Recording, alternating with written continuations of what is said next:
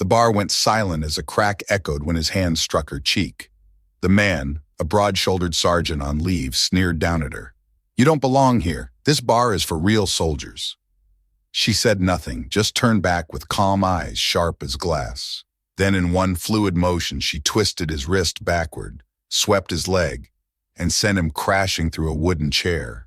He lay groaning under her boot, then froze when his eyes caught the tattoo on her forearm, the unmistakable Navy SEAL trident. He whispered, trembling, "Ma'am, who are you?" She replied softly, "Your instructor's worst nightmare." Lieutenant Commander Riley Quinn was 34 years old and had spent the last 2 years trying to build a quiet civilian life after separating from SEAL Team 7 following a mission in Syria that had cost her 7 teammates and left her as the sole survivor, carrying 3 wounded men to safety. She had returned to her hometown of San Diego and taken a position as a counselor at the Veterans Affairs Clinic, working with former service members who struggled with PTSD and transition issues. And nobody in her current life knew that she had once led combat operations in some of the most dangerous places on Earth. The transformation from special operations warrior to civilian counselor had been difficult, not because the work was less important, but because every quiet day felt like a betrayal of the teammates who would never have quiet days again. That Friday evening, she had stopped at the Rusted Anchor, a bar near the naval base that was popular with active duty personnel and veterans, intending only to have 1 beer and decompress after a long week of counseling sessions. She sat at the end of the bar in worn jeans and a simple t-shirt with her hair pulled back in a ponytail, looking like any other woman in her 30s trying to unwind.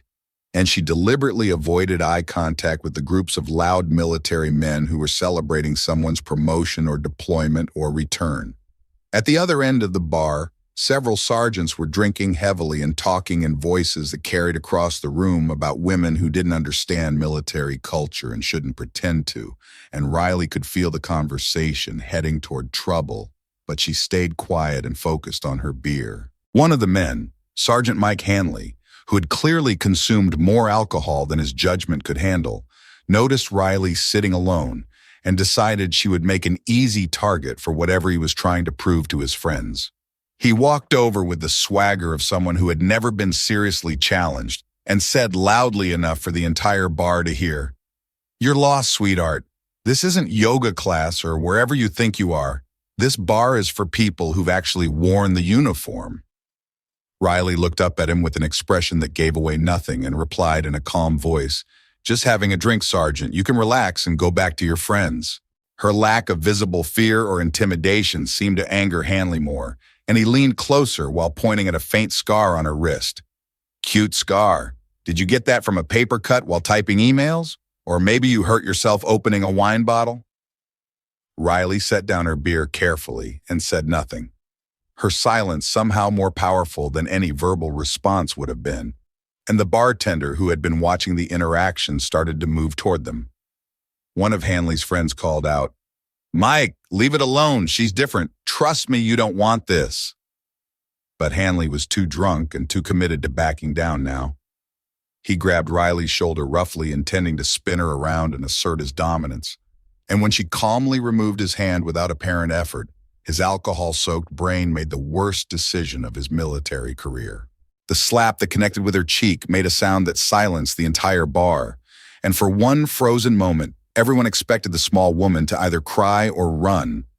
But instead, Riley simply turned back to face him with eyes that had seen combat and death and fear, and those eyes contained none of those things now, only calculation and control.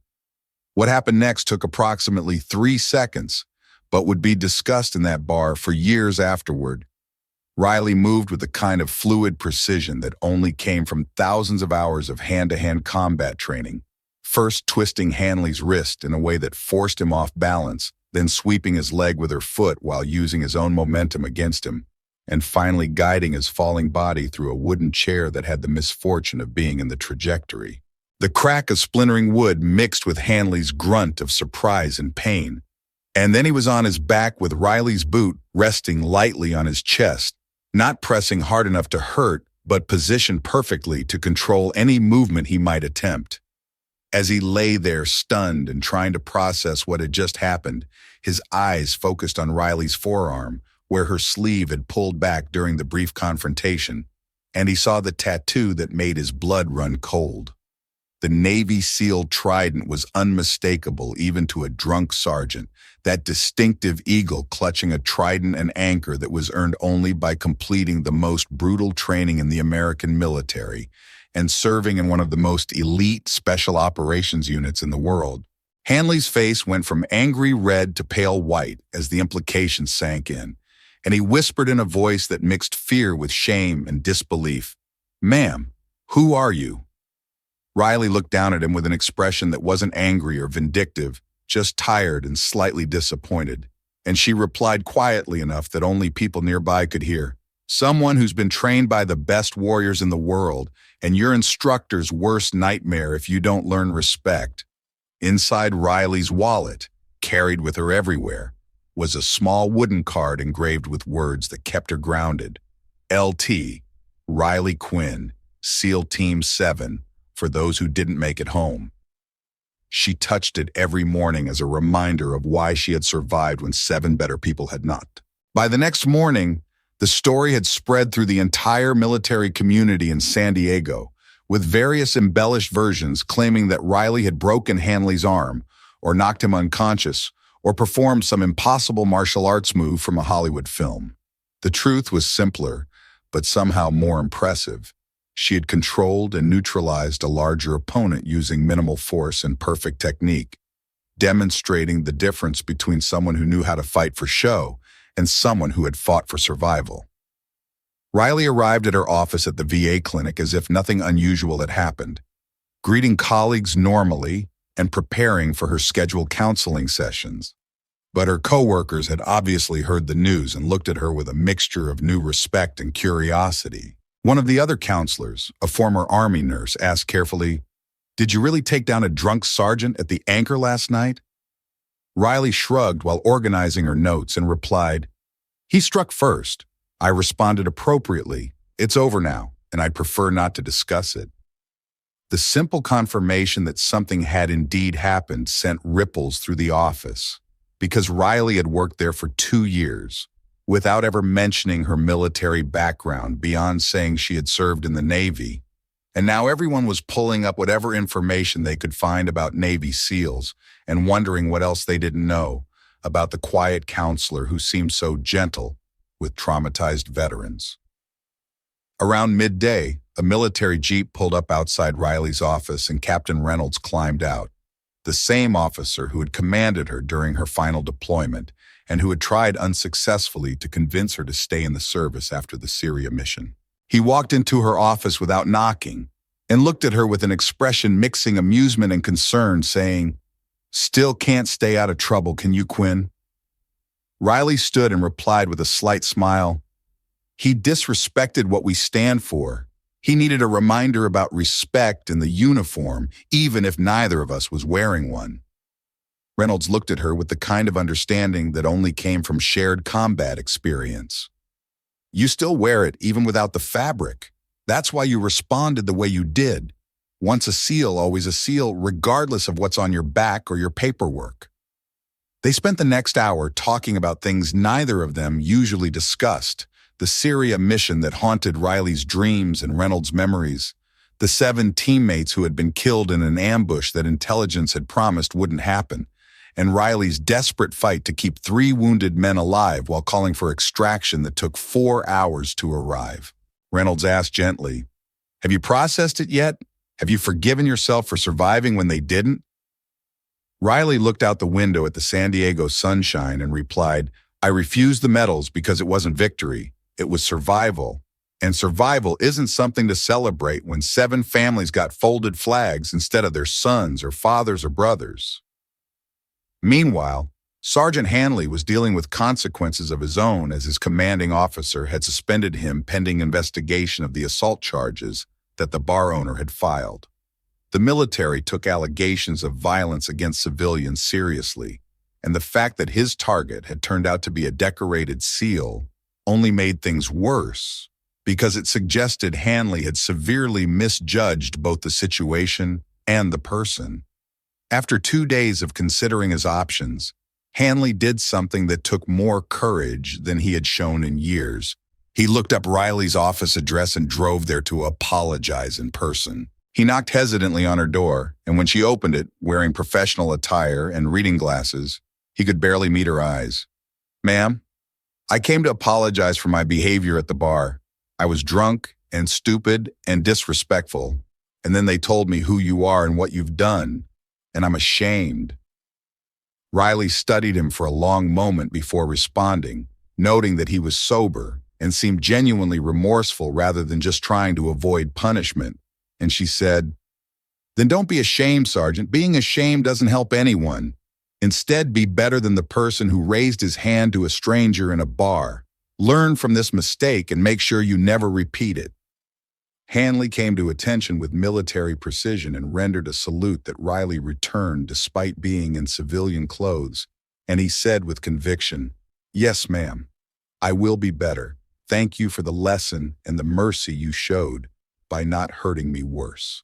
After he left, Riley sat down and pulled out a small wooden box from her desk drawer, and inside was a burned and tattered SEAL Team 7 patch, along with a photograph of her team taken in the Syrian desert, all of them smiling with the confidence of warriors who believed they were invincible, right up until the moment they learned they weren't. Riley kept that photograph where she could see it every day, not as decoration, but as a reminder that every patient she counseled and every lesson she taught honored the memory of 7 people who would never have the chance to help others the way she could. 1 week after the bar incident, Riley received a call from Captain Reynolds asking if she would be willing to come to the naval base to speak with young SEAL candidates about mental health and managing fear. And she initially declined, saying she preferred to keep her military background separate from her current work. Reynolds pressed the point. These kids need to hear from someone who's been through what they're about to face. They need to know that fear is normal and that asking for help is strength, not weakness. Please consider it. Riley agreed reluctantly because she understood the importance of mental health training for special operations personnel who face trauma that most people couldn't imagine. And the following Tuesday, she found herself standing in a training facility surrounded by dozens of young men who looked impossibly young to be aspiring to one of the most dangerous jobs in the military. When she was introduced as Lieutenant Commander Quinn, who had served with SEAL Team 7, the room went quiet as the candidates tried to reconcile the small woman in civilian clothes with their mental image of a Navy SEAL warrior. One brave candidate raised his hand and asked the question everyone was thinking, "Ma'am, how do you survive fear in combat situations?" Riley thought carefully before answering, "You don't survive fear by eliminating it. That's impossible. Instead, you learn to move and think and act while afraid. Fear becomes just another piece of information your brain is processing, rather than something that controls your decisions." She saw several heads nodding as the concept resonated, and she continued, "The teammates I lost weren't fearless. They were afraid just like everyone else, but they had trained so thoroughly that their bodies knew what to do, even when their minds were screaming to run." Halfway through her presentation, Captain Reynolds was called out of the room for an urgent call, and he returned minutes later with an expression that Riley recognized immediately as the face of a commander dealing with a crisis. He approached her and spoke quietly. "We have a situation. A training group doing jump exercises has lost radio contact and hasn't reported back. Weather conditions are deteriorating rapidly and we're organizing search and rescue. I know you're retired, but..." Riley interrupted him. "Send me. I know that training area and those water conditions. I can help." Reynolds hesitated because sending a retired operator on an active mission violated numerous regulations, but he also knew that Riley's experience in water-based operations exceeded almost anyone currently on active duty. "The helicopter is leaving in 10 minutes. If you're coming, get to the flight line now." Riley ran to the equipment room and was pulling on a wetsuit when several of the SEAL candidates who had been in her presentation appeared and began helping her gear up, wordlessly assisting because they understood that whatever was happening was serious enough that a retired lieutenant commander was being activated. The helicopter lifted off into deteriorating weather with Riley sitting among the rescue team, feeling the familiar combination of adrenaline and calm that came from knowing she was trained for exactly this scenario. And as they approached the search coordinates, she could see 6-foot swells being whipped by wind that made maintaining stable flight almost impossible. The pilot shouted over the intercom, "We can't get lower in these conditions. Anyone going down is going on a cable and it's going to be rough." And Riley was already clipping into the rescue harness before he finished speaking. She descended on the cable into chaos of wind and spray, the ocean looking more like a washing machine than water, and she had to blink constantly to clear salt spray from her eyes while scanning for any sign of the missing trainees. After what felt like hours, but was actually 8 minutes, she spotted 2 heads bobbing in the water near an overturned life raft, and she released from the cable to swim toward them with powerful strokes that covered distance despite the waves trying to push her away. Both trainees were conscious but exhausted, and one was having difficulty breathing, suggesting possible water inhalation. And Riley grabbed them both and began the difficult process of attaching rescue harnesses while keeping all 3 heads above water. She activated her radio transmitter and called in the tactical language she hadn't used in 2 years. "This is Ghost Hawk calling. I have 2 targets secured, and one needs immediate medical attention. Bringing them up now." There was a pause on the radio before someone responded with disbelief in their voice. "Ghost Hawk, that call sign has been inactive for 2 years. Identify yourself properly." And Captain Reynolds' voice cut in with absolute certainty. "That's Quinn, and she's bringing our people home. Prepare medical for immediate triage." The rescue took 40 minutes that felt like 4 hours, with Riley making 3 separate trips down the cable to secure the trainees and ensure they were safely lifted to the helicopter. And by the time she was finally pulled back aboard, she was so exhausted that she could barely stand. When they landed at the base, emergency medical teams were waiting, and Riley helped carry one of the unconscious trainees off the helicopter, her soaked clothes and tangled hair making her look like she had just survived a shipwreck. The entire base seemed to be gathered at the landing zone, word having spread that a former SEAL had gone out in impossible conditions to rescue active duty personnel. And as Riley walked across the tarmac supporting a barely conscious trainee, the crowd parted silently, with many coming to attention without being ordered. One young officer with tears streaming down his face stepped forward and said, "Ma'am, you shouldn't have had to come back for us. You've already given enough." But Riley shook her head and replied, "You never stop serving the people who need saving. That's not how this works. You serve until you can't serve anymore, and even then you find a way." The trainee she was supporting looked up at her with gratitude and confusion and asked, "Who are you?"